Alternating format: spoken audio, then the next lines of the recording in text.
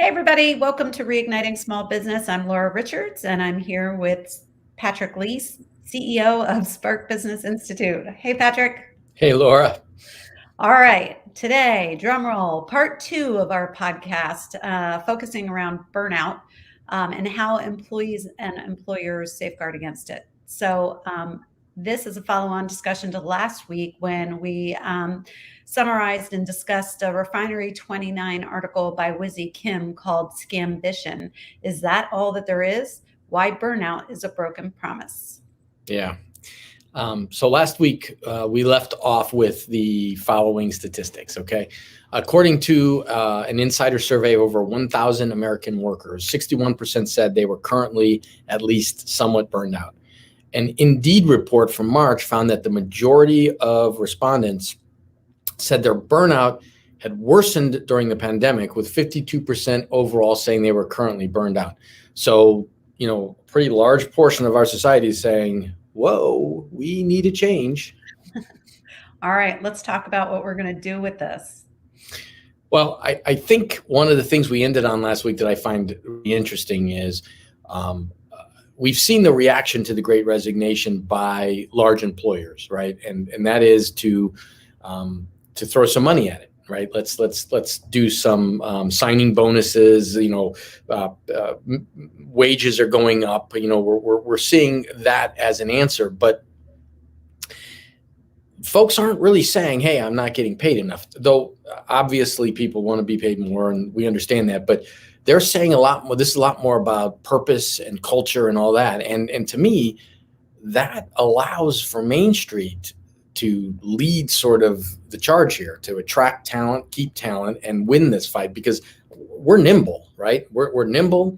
We have direct relationships with the people that work for us. We're there because of passion, right? I mean, we started our businesses because we have a passion for something in our community, and our clients know us, and there's just this more tight fit there. And can we use creativity here? Really understand the relationships we have with our employees, keep a finger on that pulse, and create a different approach to the culture of work.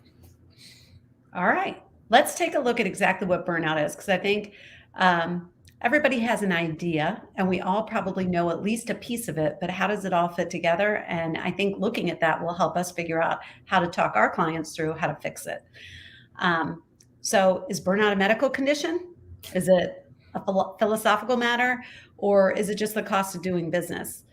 According to the World Health Organization, it's an occupational phenomenon, but the exact nature of it, its cause, and its solution aren't clear. So let's talk about what we're talking about. Is it overwork? Is it sheer hours?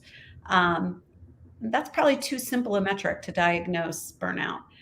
There are a few measurement tools. The Maslach Burnout Inventory, MBI, is a test that has been developed by psychologists to measure the burnout phenomenon on 3 different scales. These kind of make sense to me: exhaustion, cynicism, and professional efficacy.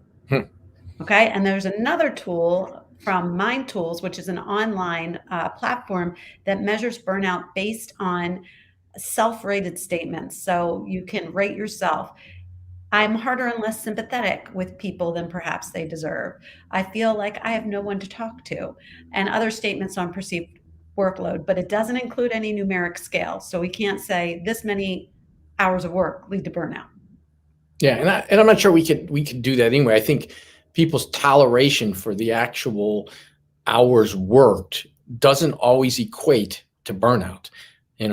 So I think we have to be careful thinking that it's just quote unquote more time off, right? So burnout as a term has been most commonly used in the medical industry. And in 2014, Dr. Richard Gunderman wrote an article for the Atlantic magazine in which he argued that the reason medical students seem to suffer higher rates of burnout compared to other college students isn't because the work is intrinsically more difficult, but rather because the way they were being taught did little to nurture their sense of compassion. It was soul crushing. And of course, that's sort of ironic considering that these folks were training to care about the well-being of others. So Gunderman contends that burnout is not then necessarily caused by stress and overwork, but by the sum total of hundreds and thousands of tiny betrayals of purpose, each one so minute that it hardly attracts notice, but added together empties the soul, right? I love that expression, betrayal of purpose. It perfectly encapsulates, I think, what burnout can mean for some people. It frames it not as something we go through necessarily individually too, but it's in relationship with others, like these medical students, or if you're in a company that you feel is mistreating you, it can be a cultural burnout that happens. Yeah. And, for those medical students, the conflict comes from being let down by their professor and mentors and their subsequent interrogation of whether this path would allow them to be the kind, empathetic doctors they wanted to be. For others experiencing professional burnout, the details of the conflicts obviously vary based on industry and everything else, but the core problem sort of remains the same. Workers feeling betrayed by their employers and the mythology of their industry, right? So you touched on this at the top, but just a sentence or two. What does it mean for small employers, do you think? Well, I think it means that you're a sailboat. You're not an aircraft carrier. You should be able to move with the winds quickly. You should be able to chart a different course. And I think that if talent is telling us that we need purpose when in work, and we need culture that takes into account how we feel, and needs to be more than just a paycheck and productivity, we are the ones who should be able to do that, to create that. And if you do, that may be the secret to attracting the type of talent that you can't compete based on a wage. Right. Well, it's interesting too what's going on right now with burnout because um and attrition, people leaving their jobs. For some people, the COVID pandemic impacted their job, right? It was their dream job, but it was made very different and more difficult or whatever because of the pandemic. Um for some people, they basically became unemployed. Their business closed because of it. But these things change their identity, their relationship to work. And I think a lot of people, that pause button that we've talked about before made them question, life is short. Is this something that I should sustain? Um, maybe it's time for me to retire. How many more decades of this can I take? So, regardless of how people leave, some people leave feeling disappointment and a loss. Other people leave and feel a huge sense of freedom. Like, oh, that's a monkey off my back. Now I can go start a business, or I can, plan something that I've been putting off for a long time. So I think that it's interesting that the way people react to recognizing that work might not be the thing to provide purpose in their life is very different. And those who got a lot of emotional sustenance from their jobs may be realizing also it's time to start living differently. I can't count on that. Yeah, I think collectively we are coming up with a new way of thinking about work. And it turns out that, shockingly, right, work, like any relationship you have in your life, isn't the end all be all that maybe we've been taught to believe, or that we've thought. Journalist Anne Helen Peterson, who wrote a viral BuzzFeed article on burnout, agrees with this premise and believes purpose-driven passion is a particular trap for burnout. So in her book, Can't Even: How Millennials Became the Burnout Generation, she observes that the desire for the cool job that you're passionate about is a particularly modern phenomenon, a means of sort of elevating a certain type of labor to the point of desirability that workers will tolerate all forms of exploitation for the honor of performing it. Studies have also shown that obsessive passion can increase work conflict, which in turn increases the chance of burnout. What do we do about it? Well, I think speaking sort of to the population at large, right? I think we need to recognize that we don't have to find passion at work. There's plenty of places and opportunities to find passion in your life and have a purpose that doesn't have to necessarily do with work. And in fact, as we've been talking about, work may be the least rewarding area to focus that search for purpose and passion. So, you know, I think we need to just be aware that it's okay to have a completely transactional relationship to work, especially when facing the threat of burnout. You know, work itself doesn't, you know, it doesn't have to be necessary for survival of the soul. Maybe there are other options to be looked at for that. Absolutely. It's interesting, given how much of our identities are defined by work. We feel like kind of we are what we do. When you meet somebody, they'll say, well, "Oh, what do you do?" Like that's who you are. That's the quickest way to find out who you are. So if we're rejiggering all of this and telling people we should care less about our jobs, right? We should work less. Um, we might engender a little outrage from some. No, I think that's absolutely the case. I mean, this is so ingrained in what we do, and in fact, it's another part of the reason why I think some of these folks stepped away and felt burnt out because, you know, the pride of what they did maybe wasn't really there, and when they got to just sort of step away and look around and go, wait a minute, you know, what is this, right? So we also need to look at this from the other side of things, though. You know, as business owners, right? We probably need to change our relationship with employees and also to work. You know, like here are some of those things. You know, we're talking about Main Street being nimble and all. Well, what does that look like? So, well, let's think about it. You know, can employees realistically take time away from their jobs?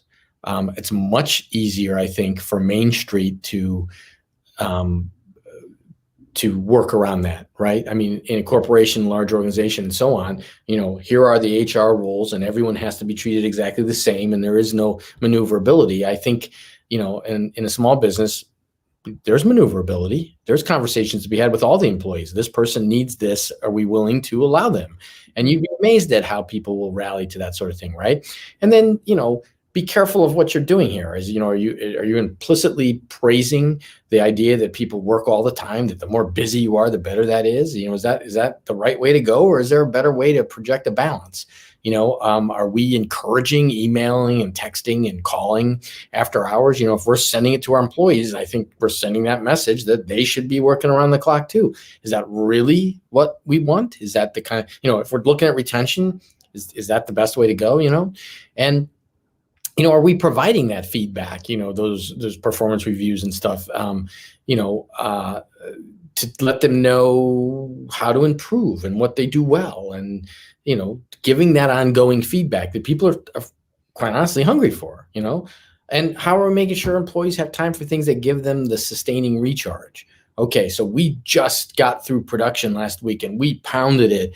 And so does that mean business as usual on Monday, or does that mean we stop and celebrate, or we, you know, we acknowledge that and we take it easy in some way, or I'm not even sure what that should look like, but Yep. we can do that, you know?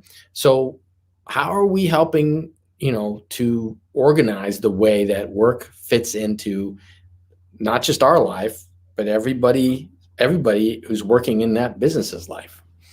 Yeah, and what I'm hearing you say, Patrick, is, the days of happy hour and a ball game to, show everybody that we're really a company that's all about the employees, that's not enough anymore.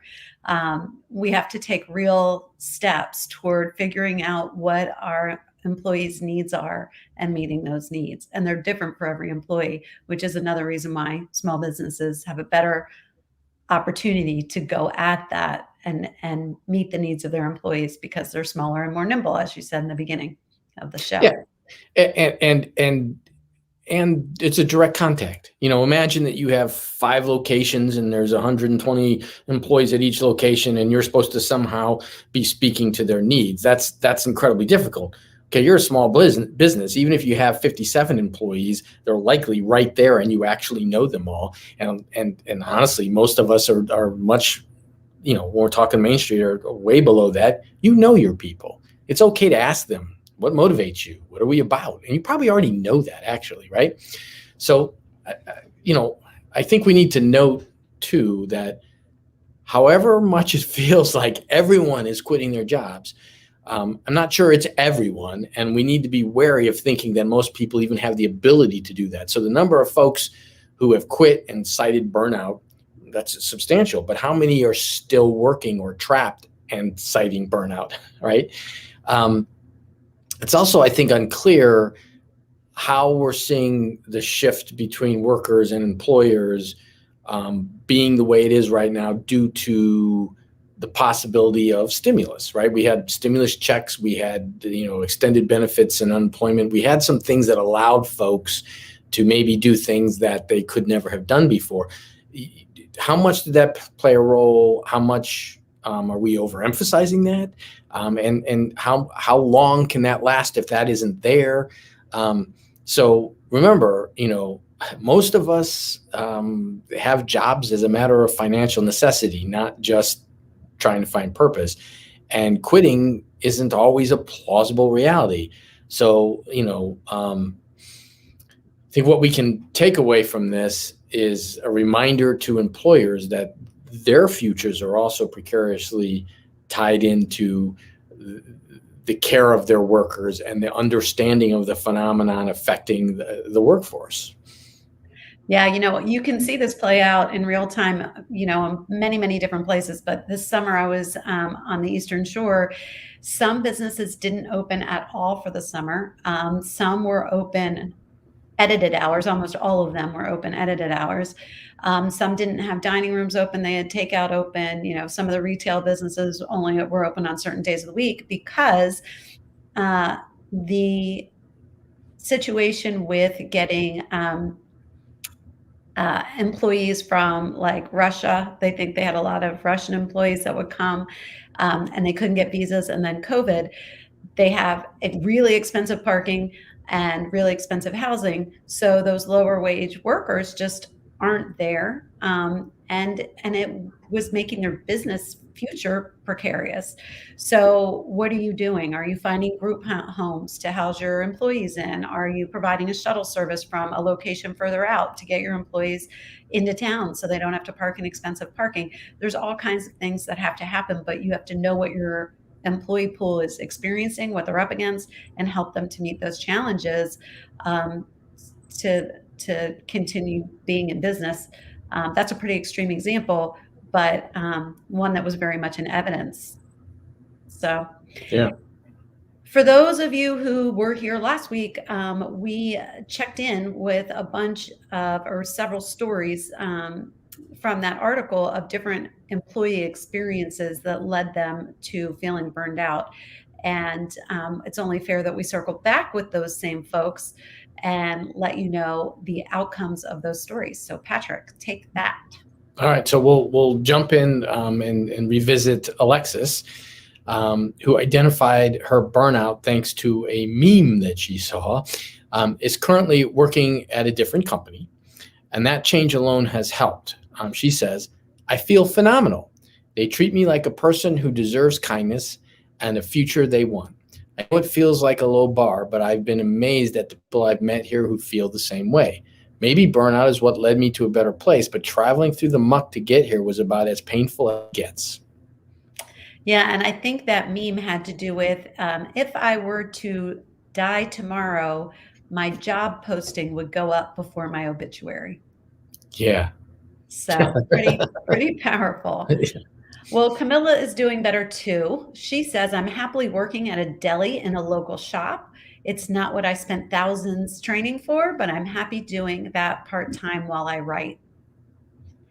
And Alice, who is still at her job, where she was feeling burnt out, is finishing up a long-term project that could take anywhere from 6 months to a year. She says, "I dream of working 30 hours max a week. I would love to take a year off, but I don't have the money." Okay. So here's sort of some thoughts I think we need to pay attention to. I read an article about how our economy, we were expecting a whole bunch of change coming out of COVID in the fundamental aspects of the economy. And what we've seen, especially industry-wide, is not that we're going back to business as usual. A couple examples of that is, around the whole climate change issue and environmental issue and all. COVID sort of gave a break to the environment, and the powers that be kind of said that when we came back, we were going to come back with green energy, sustainable stuff. We were going to, push all that. There was going to be a new beginning when we came out of COVID. And what they're finding is that they've doubled back down on standard energy, oil and gas. There's actually a call for massive increases in the production of that. We haven't seen that change that we expected to see.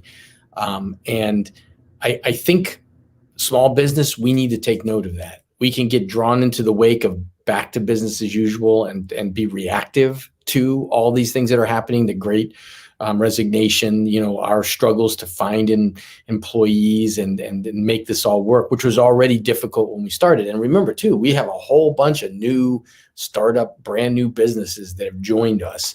And if we don't figure some of this out and get competitive, they're going to go away. All right.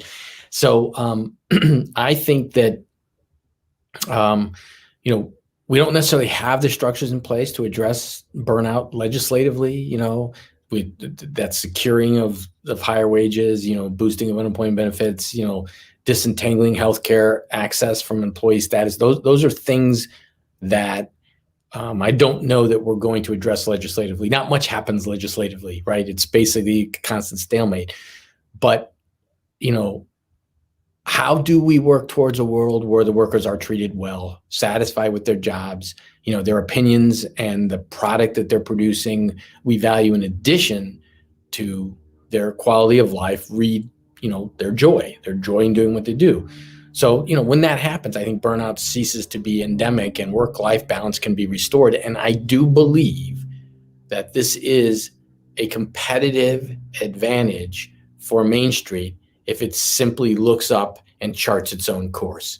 If you follow, like we tend to do, what else is going on, we're going to go down the path of least resistance. We're going to compete in ways that we don't have advantage on, and we're going to experience the same malaise that is currently affecting huge swaths of the economy. We can turn that around. We are nimble. We do have the relationships to figure out what this is. And I think inherently small business is purpose-driven, right? Yes, profits sit there as real, but profits and purpose sit next to each other versus I think the bigger picture up there for the large organizations and the corporations, which is it's just profit at any cost, which includes the cost of sticking it to your employees, right? Absolutely. So, yeah, I hear that loud and clear, Patrick. And what I would say to everyone is if you're not already in dialogue with your employees, open that dialogue up now and start those conversations because they can be very powerful and helping your employees to feel seen and heard and valued. Indeed. Well, we did it again. There's another 20-minute podcast. Thanks, everybody, for joining us, and we'll see you again next week. And until then, bye-bye. Bye, everybody.